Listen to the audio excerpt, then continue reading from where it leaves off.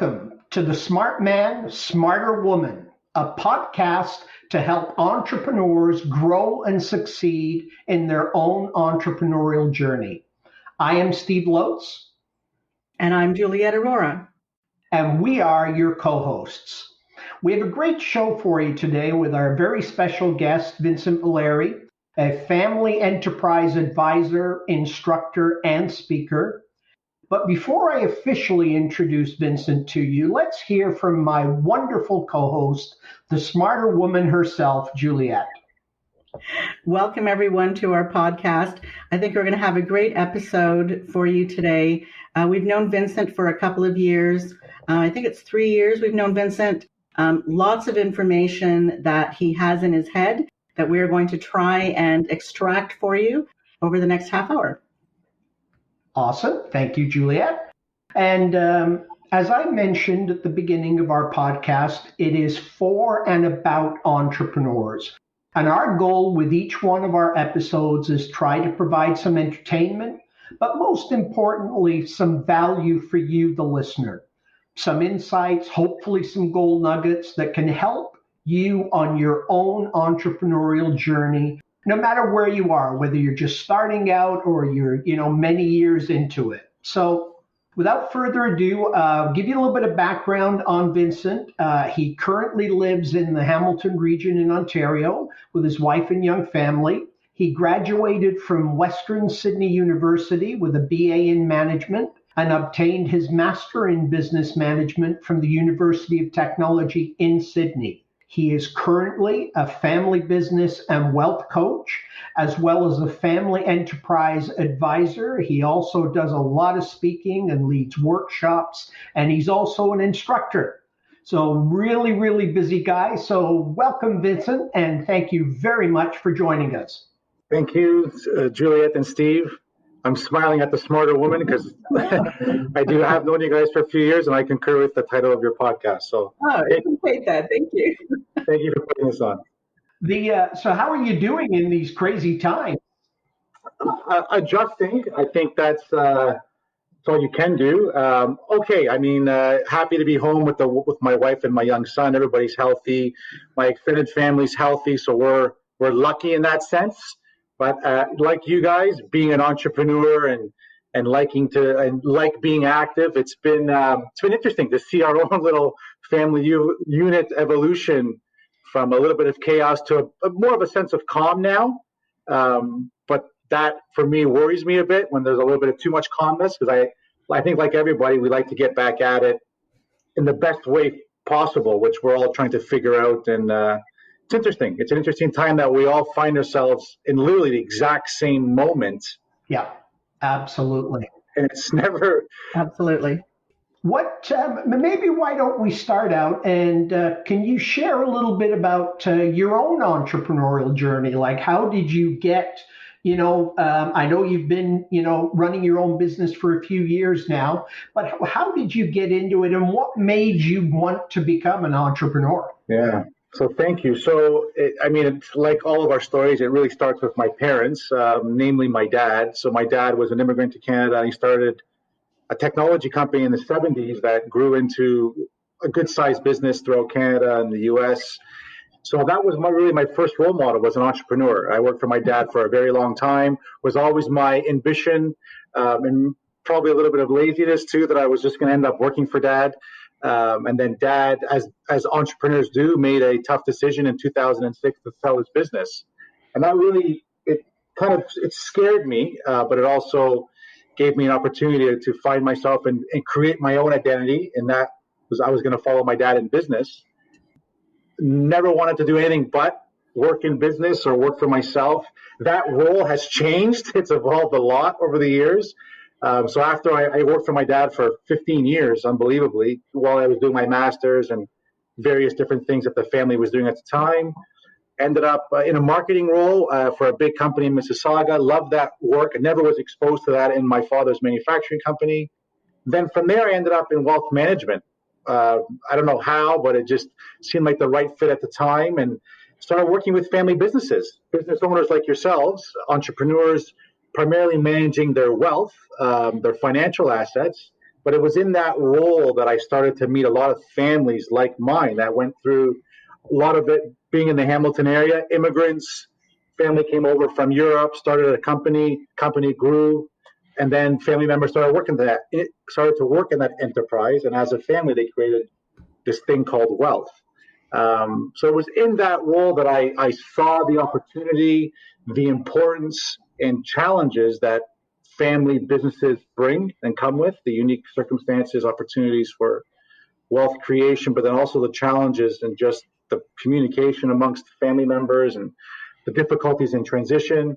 So that was my impetus in 2013. I was introduced to this program that I just finished finally after 6 years called the Family Enterprise Advisor Designation, which is put on by a big organization in Canada called the Family Enterprise Exchange. And it was really there where I understood and realized the importance of small family-owned businesses to Canada, just from a GDP perspective. And that was kind of the light bulb switch. So in 2014, I made the decision to leave the bank and start a business on my own, which was primarily focused on small family-owned business owners and helping them in a variety of ways. Initially, it was very much management operational focused because that was my background. But from there, I gravitated towards the relational side of the work.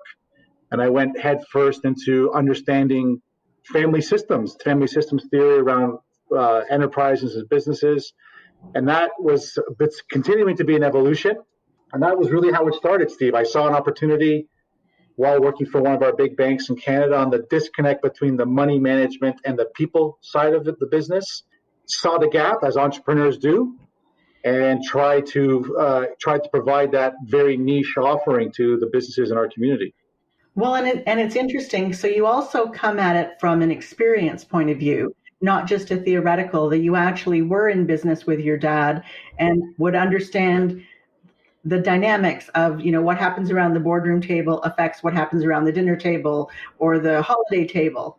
And I mean, for those of you that don't know, Steve and I are married, so we are actually in business together as well.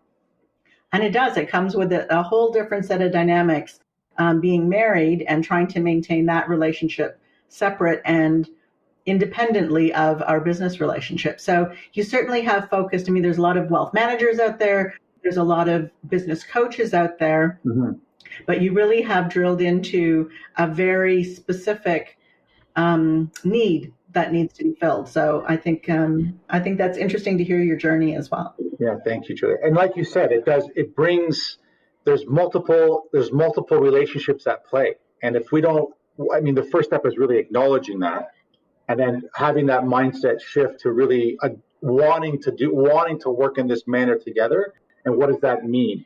And really, it's like I say, when I work with family businesses, especially with the next gen, the best job you could have in your life may be working for mom and dad. But the toughest job you're probably going to have in your life is working for mom or dad. And just to acknowledge it and call it out for what it is, and then work within that system.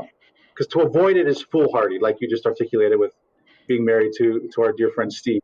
Well, and I think also that with the demographic that's out there for business owners, that there probably is a lot of businesses now that are passing from one generation to the next, and what that shift in power and balance of power is going to look like as well. It's massive, and Canada is a unique ecosystem because a lot of the wealth creators in this country are still very much first generation. A lot of the wealth in this country was generated in the 30s, the 40s, and 50s. And you're right. We see it's happening en masse. I'll give you guys some statistics. Bank of BMO released a study in November of 2018 that said in Canada, in our small little economy that we're, big for us, but small globally, from 2016 to 2026, $1 trillion was transitioning to the next generation over the next 10 years. So we're already 4 years into that study. Wow. And the interesting about that piece is that 70% of it are financial assets.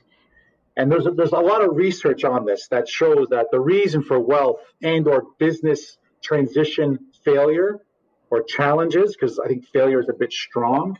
It's like success. We have to determine what that means first before we can say it was a success or it was a failure. But the reasons that it gets tricky is because of a trust and communication breakdown amongst the family unit. And the second biggest reason is unprepared heirs. People not being prepared, as you said earlier, Juliet, that power shift, especially coming up. So son or daughter or next gen, what we call rising gen, is taking over responsibility from mom and dad, from their previous generation or an uncle, whatever that structure is. So it's on one hand, it's worrisome, because I said on the onset, the biggest driver of our economy in this country are businesses like yours, like mine, like the families that we collectively serve. It's that small family-owned business in Canada generates upwards of 60% of our country's GDP. That's going through this monumental shift in literally personnel. It's one thing that the financial assets are moving or the business responsibility moving, but a new set of leaders is literally emerging in our country. So it's an interesting time to have these conversations with families and the businesses that they own. Yeah, that's great. I think all entrepreneurs, all businesses at some stage of their evolution deal with challenges. Family businesses, I'm sure, have some unique challenges that perhaps don't exist in all businesses. What advice would you give to a family small business? Maybe a couple of tips you would give them to, try and avoid some of the most common pitfalls or most common mistakes that family businesses make. So we hear this advice a lot, but it's really about being proactive. I encourage, that's step one, is really adopting that mindset. This is a proactive process. There's no start and finish when it comes to family planning or wealth management. It's a continuous thing. So really the first thing is adopting that mindset. The second thing I would encourage families to do is have the courage to move towards a comfortable level of transparency. So what does that mean, right? So typically the mom and dad, the leading generation, are owning this business. They may or may not have a desire for their kids to be in it. We don't know until there's that conversation. But be forthright about it. Plan with the family, not for the family. So really adopt the mindset that this is a process. And the second one right off the hop would be get comfortable or get courageous with moving towards a more comfortable level of transparency with your family so that real conversations and planning can take place. What we often find is that we miss that, depending on the cycle of the business and the family, the next generation might only see a successful business as an example.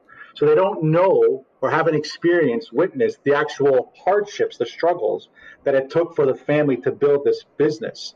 So part of it is, again, opening the mindset up to a longer term process, moving towards transparency, sharing those stories, and adopting what we call a whole family or a family enterprise mindset. I love that quote, and I'm just going to repeat it so that just in case anybody missed it, which was plan with the family, not for the family. I love that because so often as business owners, entrepreneurs, as parents, it's, okay, well, you're coming into the business. Okay, here's what you need to do. And we kind of map everything out for them as opposed to actually listening to who the next generation is going to be. So I absolutely love that quote. We will continue with our conversation right after this message from a friend of the show. AIS Solutions is an award-winning cloud accounting firm serving small business across Canada. If you want to migrate to a powerful and effective paperless accounting system and get your financials wherever you are, whenever you want them, then contact AIS Solutions team of trained professionals today at www.aissolutions.ca. And now, back to our show. Each of us has our own vision for ourselves, for our lives, and if we happen to be so fortunate to be business owners, we have a vision for that. The reality is our visions may have overlap and similarities, but they will never, ever, ever be exactly the same. It's impossible. We're people, we're individuals. So the idea that our vision, my vision, is going to be the model or the blueprint that my kids have to buy into, it's foolhardy. The research shows we've worked with these families, right, in our own ecosystem here in Hamilton and Burlington, that we know of this conflict. There's a ton of stories of families breaking down when it comes to money. So how do we combat this? The only way I know how, and unless there's a magic potion, is to communicate. We need to be, and it's about having the courage as a family to have these difficult conversations so that we can plan together. One of the other quotes, if I may, Julia, that I'll share with you, it's not from me. It's taken from James Hughes in one of his books called Family Wealth, Keeping It in the Family. Is that one of his quotes, and I'm going to paraphrase, is one of the goals of a family can be or should be the highest pursuit of happiness for each individual, allowing them to self-actuate. And if that self-actuation comes back that there is a role for you at the business, and it meets who you are, it serves you as a person, son, daughter, brother, sister, and it's a good fit for the business, amazing. The research shows that when those two things come together, there's nothing more powerful than a family business. But we have to have those conversations and mindset and courage early on so that we can arrive at that point that we can have a real adult conversations about what's best for the family and what's best for the business.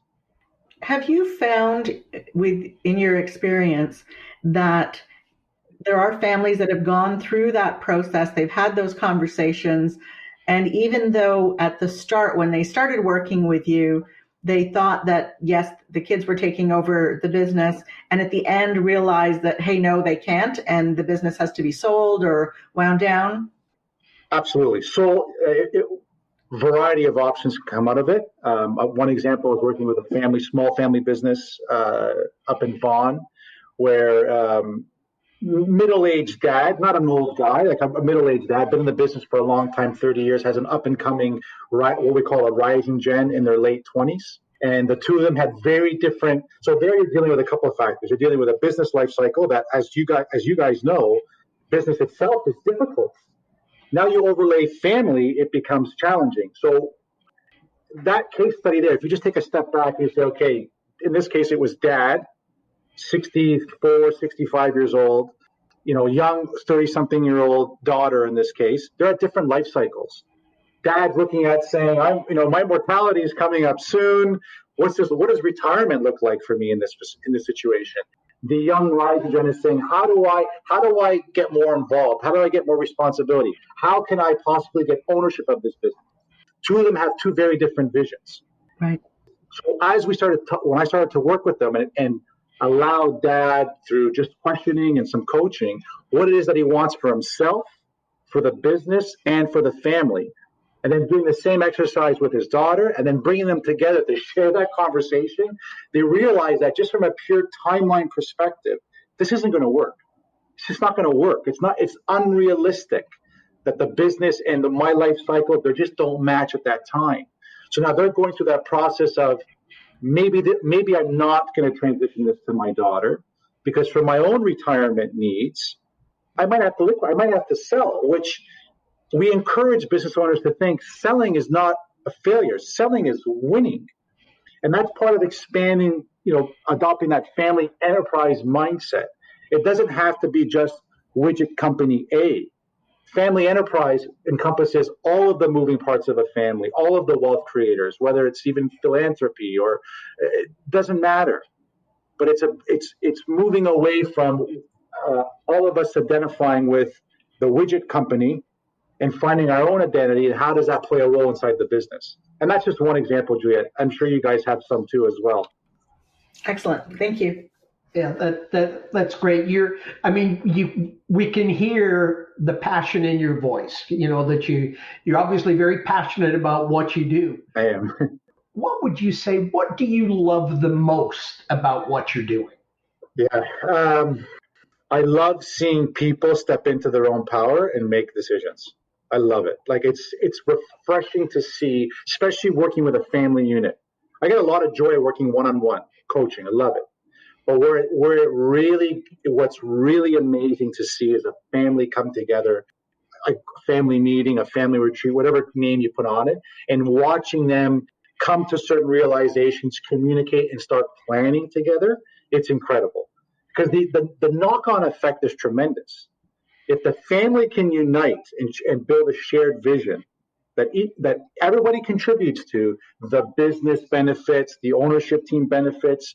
So by default, their employees, the community, like the trickle-down effect is tremendous when that family is rowing in the same direction. But it doesn't mean that everybody has to be in that same boat. As an example, we agree on certain things. One of the easiest and most challenging things that we do with families is helping them build a family employment policy, right? So the entrepreneur starts out with a passion, in some ways a necessity to build a business. Like me, I make the joke, I'm unemployable, so I need to go start a business so that my passions and my awkwardness can take place in a business setting. Yeah. But so even with families, right, that they start to go, oh, I would love to pass this on to my kids, even though the kid is 10 years old. I hear that with families saying that my succession plan, Junior or whoever is going to take over. And it's like, well, let's talk about that. Because emotionally speaking, from a pure, I'm not a psychologist, but from a personal perspective, building process, preparedness process, it takes time for people to step into their own responsibilities. And everybody's different. So it's understanding that and nurturing that. And we're off on many tangents now. So No, that's fine. Well, and it's interesting. So you said that sometimes you start a business because you can't work for someone else, and I'm pretty much certain that Steve says that all the time. That when he's asked a question as to why he started his business, and it was that what's you're saying, that you don't play well with others and needed to be the boss. So yeah, and I mean, I learned very, very early in my early 20s.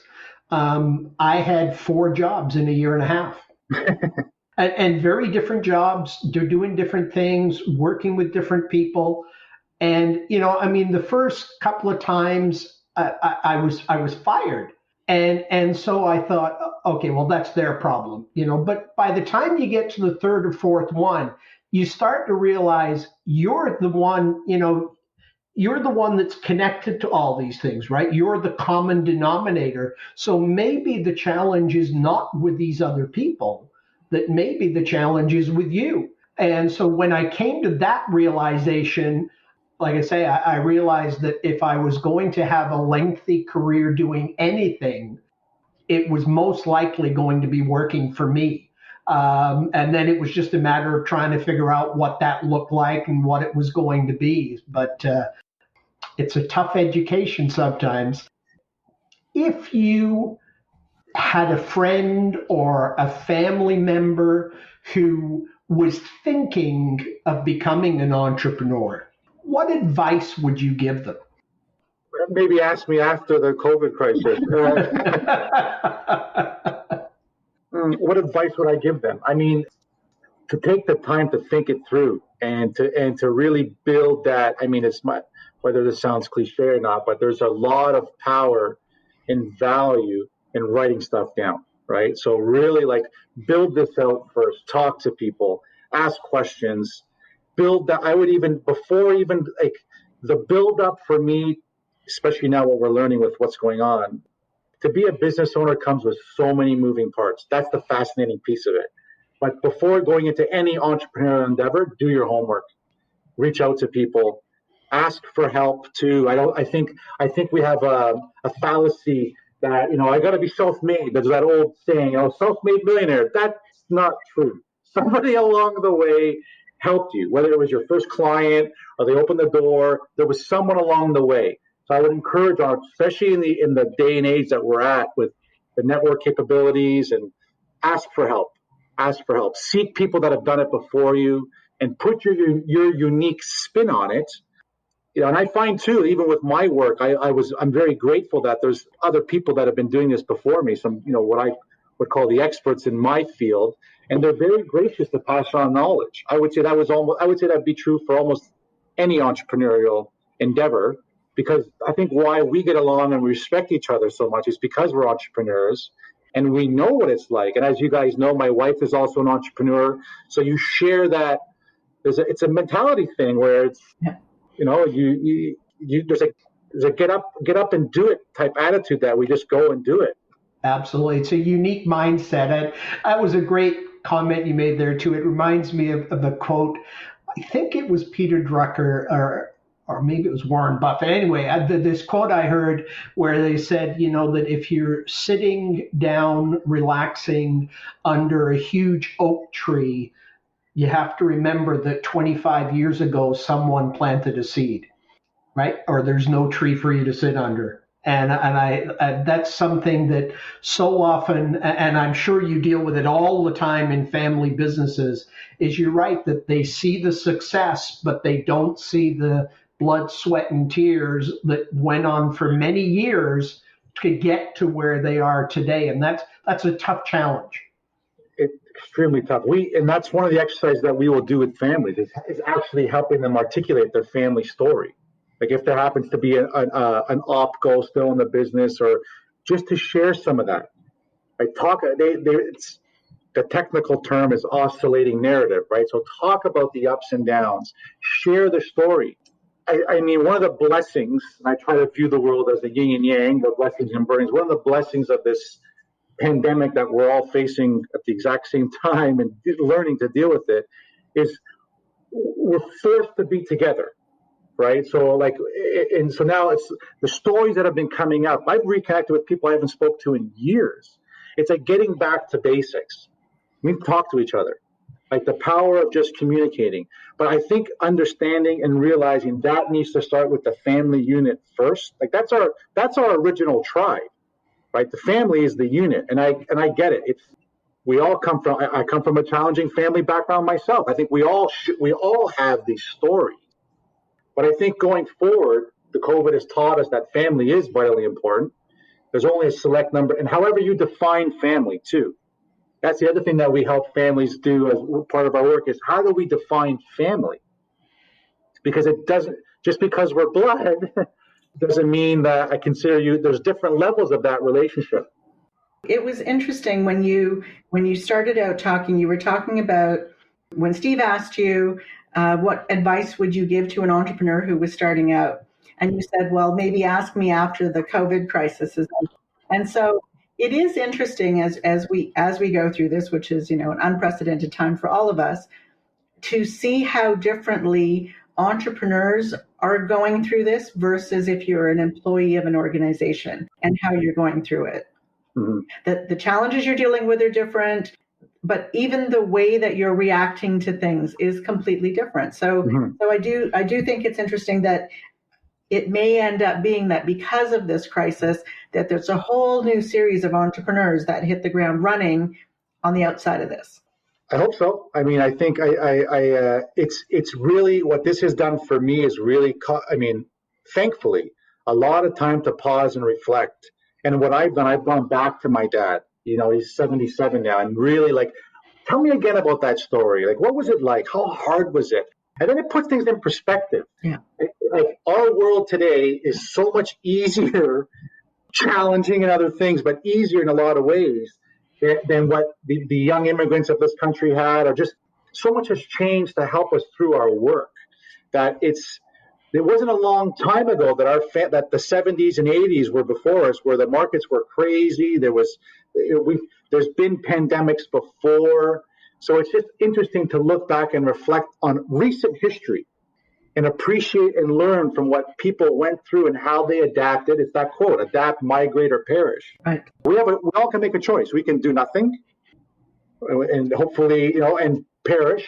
We can leave the situation, or we can adapt. And I think that's what entrepreneurialism is. It's adapting. It's learning to adapt. I'm hopeful that more and more family businesses recognize that communicating and talking through the tough times, documenting it. As an example, one family I worked with up north had a major fire in their building 5 or 6 years ago, and it decimated their business. It was incredible. Within 12 months, they were up and running, the family bound together, and they actually used that devastating time. It's part of their mission statement. So it's almost like looking at, because life's going to happen. And this is when I work with families, we talk about planning in between the life events. Now, the wealth management industry, they talk about life event is usually somebody passing or they're incapacitated. So now as a family, we scramble because the business owner is no longer able to make the decisions they were able to make yesterday. It's like if COVID can teach us anything, it's that life is going to happen. It's going to happen. It's going to come at us in a variety of different ways. So to not plan continuously and be proactive and communicate, that's the best strategy I can offer. Because the other stuff, even by just talking about it, and then a life event happens, we've already prepared ourselves in some ways, at least emotionally and mentally. We've processed these conversations already. Now it's about how can we act on it? Yeah, that's great. I actually watched a short video this morning put on by a fairly well-known business coach, and he said that the most important thing, I don't think he used the word the best entrepreneurs, but he said the most important thing for entrepreneurs to be doing today, and really in any sort of crisis, but particularly now when for so many entrepreneurs, their business has actually been shut down, it's beyond their control. Mm-hmm. He said, now is the time that they should be spending time learning, evaluating their businesses, evaluating their processes. What can we do better? What could we change? What are we doing that we need to stop doing? And he said, because this, like all other things, will pass. And you need to come out of it on the other side in the strongest position possible. And that is by learning. He said, learn new skills. You certainly have time right now, right? If there's ever something you wanted to learn more about, learn more about it. There's no excuses with YouTube and podcasts and everything else. You can go and learn new skills. And I thought that was a very valuable lesson, particularly for entrepreneurs, that never stop learning. And that is a little bit of a segue into my next question. Most entrepreneurs are continuous learners. What is the best way that you find to help you keep learning? Is it, do you like to read? Do you watch videos, podcasts, going to conferences? What works the best for you? So variety. I love to read. So I love the old traditional books still. So I love to read. Probably the last year or so, I've gotten more into the YouTube stuff, speakers, and part of that is just trying to hone my craft as a speaker as well too. But definitely, I just finished this Family Enterprise Advisor designation that the Family Enterprise Exchange puts on. That was a 12-month in-person program. So 2 classes a month for 10 months. And I love that peer learning. There was 42 of us in this room from a variety of professions, a lot of brain power in that room. And it was amazing to be able to spend a year with 42 professionals and talk through what it means to be a family enterprise, different ways to help them. So by far the most enjoyable I love is that in-person live training or education programs, recognizing that part of my instructor role was offering an online program. I see the value in online learning as well too. I think there's definitely a place for it. But for me, I think to wrap the question up, Steve, definitely reading. One of the things that I do often, maybe too much, is I'm infectious about reading about history. So the history of the markets, the history of geopolitics, because countries have been here before. Families have been here before, and it's interesting to look back and understand the different policies governments provided, how people came out of the Depression with respect to being entrepreneurs. So I'm in that phase right now. I'm trying to learn as much contextually as what did other people do when they were put up against the wall like this. That all of us have a network, and people will be more than happy to share their story. And I find that versus, hey, Juliet, what do you do? Versus, why do you do what you do? Right. And then it's just like, well, and I know a bit of your story, and that's the infectious part, right? So. That's a great answer. Great answer. It's funny too, is that how many entrepreneurs we talk to, and you ask them, how do you like learning? And a lot of them it's reading, but it is very common, it seems, that they love to read about history, as you just said, and biographies, right? Which again is history, right? It's what have people done in the past that I can learn from to help me going forward. So it's that's great. We that brings us to a part in the podcast where I like to ask a series of questions, and I ask this series of questions. I ask the same questions for all of our guests. Bear with me while we do this. What one word best defines an entrepreneur? Courage. Okay. What profession other than your own would you like to attempt? I'm thinking more about getting back into manufacturing. What profession would you not like to do? Probably wouldn't go back to managing money. Okay. I wouldn't go back to managing money as a wealth advisor. Yeah. What sound or noise do you love? What sound or noise do I love? Does Pearl Jam count as a sound or a noise? Absolutely. Absolutely. That is one of the strangest questions that you ask everybody. But we get some great answers. Yeah. Yeah. That's the first Pearl Jam. Pearl Jam is my favorite sound. Yeah. Okay. And what book would you recommend that entrepreneurs should read? Can I give two? Am I allowed to give two? Okay, just because it's you. So, Crucial Conversations. The author eludes me at the moment. You can Google it, Crucial Conversations. Okay. And the second one, again, not what I find for the most important for business, is The Speed of Trust by Coveney. I think communication is the most, in my opinion, that's the vital skill. If you're able to communicate, articulate what you want, ask for what you want, the other business stuff, you can find someone to help you with. Okay, terrific. When your own entrepreneurial journey is completed, what do you hope your legacy is? I hope that my legacy is I would be known for someone that was able to help others in their transition in family businesses.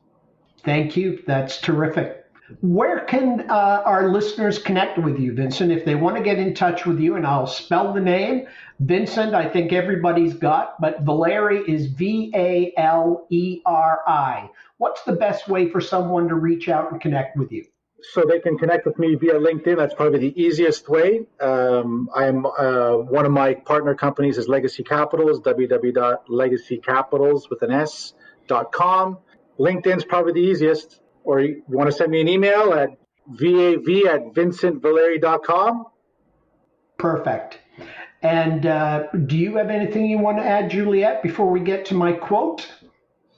No, I thought that was a great conversation.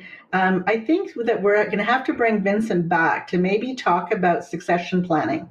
I think that is, as we've said, there's this whole generation, maybe, like in our situation, none of our kids have any interest in taking over the business. So we need to figure out what to do with it.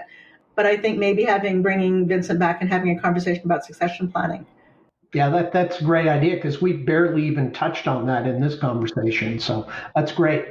Okay, so our quote for this episode: life is 10% what happens to you and 90% how you respond to it. And I think in today's times, that's a good lesson for all of us. So in closing, I'd just again like to thank Vincent very much. Really enjoyed it. Great job, super guest, lots of very helpful information. Thank you to my awesome co-host, Juliet. And thank you to you, most importantly, our listener, for tuning in. And we hope you found some value. If you did, please subscribe to the podcast, leave us a review, share it with a friend. That would be awesome. And thank you very much. Until next time, take good care of yourself and those you love. Bye for now.